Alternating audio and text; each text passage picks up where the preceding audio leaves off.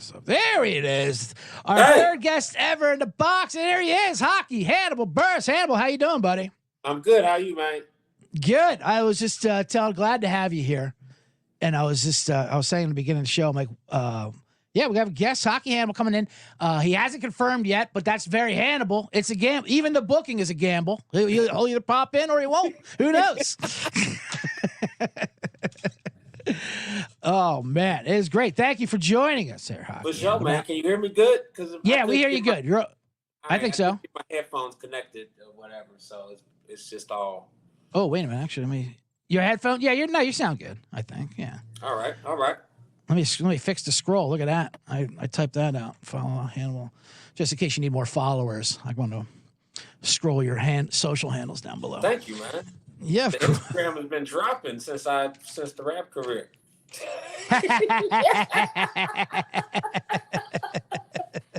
Instagram is slowly falling apart, but it's okay. We'll stay the course. Yeah, you think long term. You always have. That's what I loved about it. And it is funny how people got upset at you with that when you just switch over to rap. It's not like you dropped doing comedy. You still do both. Well, you're just doing more. That's all, right? Well, yeah, I've been well, what was it? In 2022, I really didn't do any live comedy until the end of the year. I did one weekend at the Comedy Zone in December. It was rusty, and I shouldn't have taken those people's money.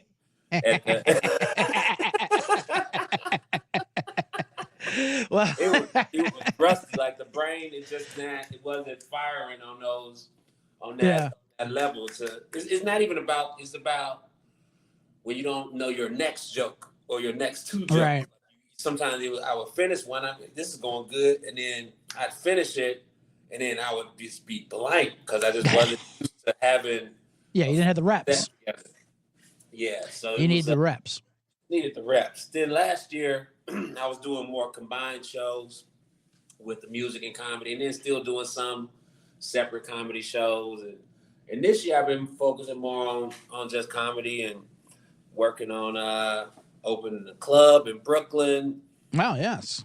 And so I haven't been doing as much music because music is expensive, and I was just going to say, I used to be able to know, like, by your gigs and when you would pick up a one nighter in some town, like how bad of a weekend you had gambling. and now that slipped over to like, oh, he wants to put out an album. Okay, I see. Yeah. He's got to pay for some music videos for a track he dropped. Yeah, got to pay for some drywall and shit. Yeah. The plumbing, the electric person, this roof, the second phase of the roof needs to be. So I'll be in Little Rock. Yeah. So I made the thing. You're hockey Hannibal. And obviously, you're the second guest, the complete of the. I was talking about the gambling text thread we had between me, you, and Bozeman. It's a good vibe. You know, sometimes we'll bring in other guests and they don't fit the vibe of the gambling. You know, everyone's got their experts, and you became quickly hockey Hannibal because of. I like to say, I mean, you banked a lot of hockey parlays. I'm just throwing your real credits out there, and you can look up any other credits. The credits that are important to me. You're hitting massive hockey parlays. That's how you came out the gate swinging with sport, and you embrace it fully. Yeah. A few years back, I think that was 2017 or 18. Yeah, I started doing some hockey betting with some just heated up. It was actually a lot of Vegas Golden Knights inaugural season. Yep. Really aligned with my gambling addiction for the time. Well, that's when that trend was. Visiting teams just didn't know how to handle Vegas. They would come in and they were like 41-1 at home because teams would be like, coming to Vegas early, and they really learned you don't do that, Yeah, and it was also just a great gambler experience too, to be able to make your bet, go watch the game, cash out when you leave, and it's just right there. It's very, very stimulating situation. The shit was great. So yeah, man, had some good runs with hockey. Hockey's my best winning percentage. It really is. Sports. And you got a good relationship with the Vegas Golden Knights. Were you an ambassador? Did they throw some kind of title on you? I know you cranked the siren, right? One time I was there during the Stanley Cup, and I was tripping on acid. And then they said, Hannibal, come tell us about the playoffs and all. Yeah. And I really didn't want to do the interview, but I was in a good mood, so my no wasn't firm. I was like, nah, man, nah. nah. And then they came through anyway. And so there's this interview of me like, yeah, man, and I'm totally I'm just right. like the whole interview, I'm like, yeah, looking around. I'm so glad they had B-roll to cut to, because if it was just only me, I would have looked super crazy. But instead, I just look half crazy because they spliced in some other footage. But yeah, it was went to a lot of those games, man. Went to a lot of Did you ever get to crank the sound? I do remember the NHL.com LSD interview. That was fantastic, and you pulled it off fine. And when you're at a hockey game, why not? Yeah. But they put on a good show. They put on a great show. And you embrace it. You're always happy. I remember getting texts from you, not teaching you know the rules and icing, but you would text me certain subliminal hockey stuff. Like, hey man, what about Imagine Dragons? Who should I know them? Are they good? They're in my booth right now. Is that something that's happening? Yeah, they're a pretty big band. Yeah, man. Hockey's still, still learning. We're still learning the game too. Over the past couple of years, my nephew played hockey in grade school and high school, and so I got a lot of respect for the game from going there and realizing I can't, with other sports, basketball and football, you feel like you could cook some little kids just because you're bigger than them. But with hockey, if you don't know how to skate, then you're getting whooped by a 5-year-old. If you can't ice skate, you and they're literally skating circles around you, literally, where the saying came from. Did you NIL your nephew for that? No, he don't want to play in college, but I'm trying to. We'll see. He's going. He might. I think he's going to USC. So maybe we'll see if he want to walk on or something. USC. USC, yeah. Oh, they have a hockey program? That's amazing. I'm not sure, but he's going there for film school. Because you've always had creative endeavors, if you will. I remember when you sponsored that UFC fighter, that woman fighter. That was one of the funniest things ever, when your face was all over her uniform. Whatever happened? What was her name again? Was she Brazilian? I forget her name off the top of my head, but she had missed weight that what was her I had to look it up, but she missed weight that day, so she didn't fight. And so then just the next time I was like, I gotta sponsor the whole fight. I can't risk it. I gotta watch the bet. I can't let this happen again. So then I found out you can just pay to get your stuff on the ring, and you're gonna be there no matter what. It was amazing, and just having your face on her on her gear that she's getting knocked out or in whatever, laid out. Yeah, and some of the fights, they'll still show old highlights of people, and so my face on the ring, and somebody getting their punched in, I'm just there, kind of judging the violence. It's good. It's good value for what I paid, because it's just the clips keep on going. That's how most of those plan ideas usually start off with, this is actually cheaper than you think. Why I can't do this? Why not? Yeah. Why not put a music video out there? That's great. All right, well, let's get into the hockey then here, Hannibal. How have you enjoyed have you been enjoying the playoffs so far at all? The hockey, have you gotten involved in it? I know this year we got involved with fading San Jose Sharks early. That was fun. That was profitable for us. But then I don't know. It's gone deep into. Do you have any futures? You like to take it all in, or anything like that? It's jumped out. Has anything jumped out to you yet in the hockey? Nothing jumped out, man. I kind of have fell out of hockey. The NBA playoffs have taken my attention a little bit. Right now, are you in New York right now? Because I know you're all over the place. I am in New York right now. Okay, so now that's the Spring Garden. You got the Rangers playing tonight, and then the Knicks, of course, playing tomorrow. There, it's back to the world of soccer, but they haven't lost yet there. So do you like the what's the feeling? What's the word? What's the vibe? What are the streets talking about with the Rangers Carolina tonight? We'll just say that.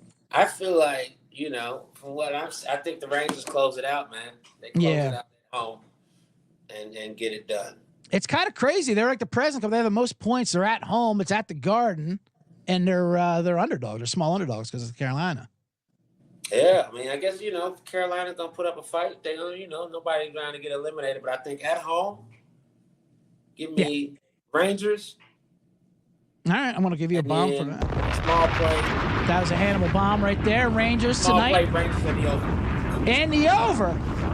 Wow. Yeah, That's going against, you'll get positive money on that one because closeout games usually bundle the under. But I like that. I like that over there. It was all those games actually been pretty wildly over. The other one is Dallas, Colorado tonight. Do you have any opinion on that one at all? Dallas and Colorado. I'll let this playoff team, Colorado. There are playoff teams. Altitude plus playoff home ice. Yeah. Colorado to go up 3-1.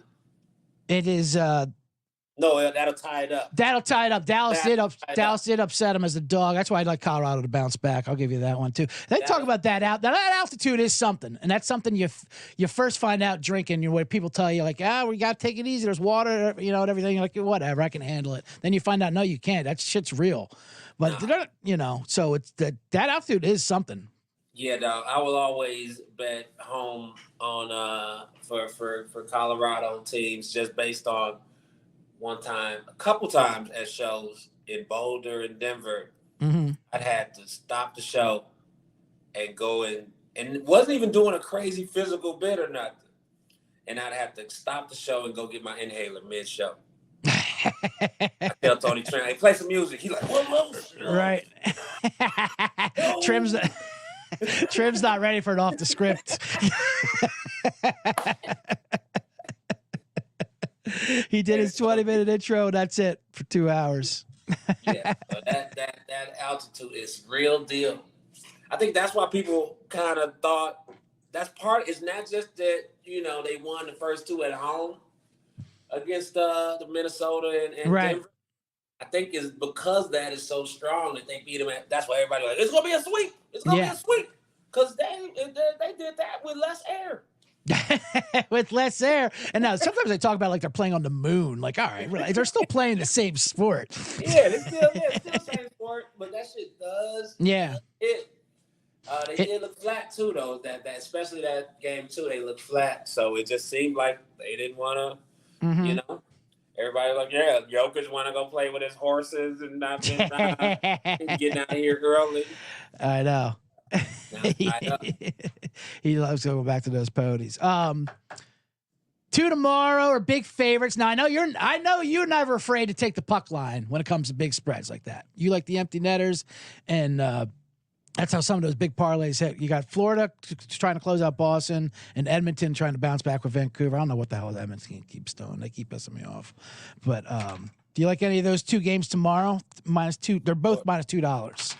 Okay, let's see. Okay. Yeah, I would, close it out. Florida. That's been a physical series. A lot of fighting. There was a goal last night that should have been disallowed. I love when they go to Toronto. That's where their replay is. All right, let's go to Toronto. And there's like one overlord in Toronto that looks at the replays and he gets them back. He's like, nope, no interference. And it was blatant interference. But, like, how would they not have a guy in the fucking arena? This is the goddamn playoffs. Who's in Toronto? Yeah, some guy gotta.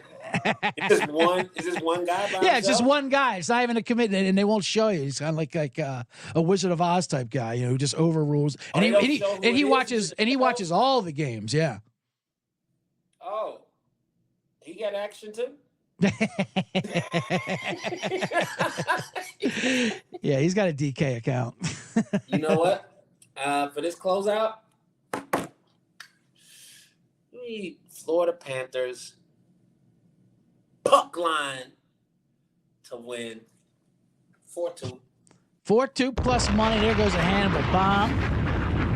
That's a Buress bomb for you. And then, of course, the Edmonton and Vancouver. I just want to say real quick, it's good to have you back in gambling, Hannibal. I know you had to take time off, get out of there, and we always say, all right, we understand. You have to take time off. Keep calling me, man. I know it's going to bring you back in because that's what we know. I mean, really, especially now with FanDuel and everything, they make it too easy. Right. The NBA just like, hey, you want to bet on this free throw real quick? It's disgusting. I know you had a good take on Javante Porter when that happened. Like they did the press conference suspending him like with the FanDuel drop behind him. Like I think that's what they were mad that they didn't use the official NBA promo code. Yeah, man, that was it's a little murky. It's murky business over there in the NBA. You know, it's entertainment too, so they gotta pick their spots. And Jonte Porter is an easy motherfucker to get up out of there. I know exactly, and that's what they're. You're done. Whatever. And that's what they're like. All right, we'll just stop making prop bets on people on 10-day contracts. Well, okay. Well, now so there's no WNBA. There's not. I mean, 500,000 is still 500,000. There's a lot of sports that they don't make that much money. Yeah, I think you just have to be able to only bet overs on. But then if you bet overs on yourself, are you gunning? Are you going outside the system? I don't know. I'd like to know. I mean, it's more fun if you just know everybody's action. That's for sure. Well, that's what I'm saying. We only know it because it hit. That's what I always think is like, it was a suspicious bet. Oh, was it DraftKings? It wasn't suspicious when you took it. When you took the $80,000 bet, but once it hit, now we don't like it. Yeah, I think props. I mean, I've maybe bet a couple props over the last. It's just something to it, man. I think because I was just only used to it being part of the Super Bowl betting, and that's when betting gets super specific. And now the fact that you can bet on that and get that specific and just random regular season games I'm still a sides and totals mostly. It's just something. I guess I'm old school that way, but there's something about props. I'm like, I don't know. Yeah, I think he'll score that, but I just want to bet. I'll bet on the side. Well, and it's worse, and then they get hurt, and you're like, oh, okay, well, this bet's over with. He's out in the fucking hospital, and you can't get mad at him. Like, come on, you know what I mean? Because then he's getting drug out in the hospital. Like, what the fuck? I just took his over. And people want void. They want their shit back. Like, I don't know. Yeah, the way it's pushed, too, where, now the social element of,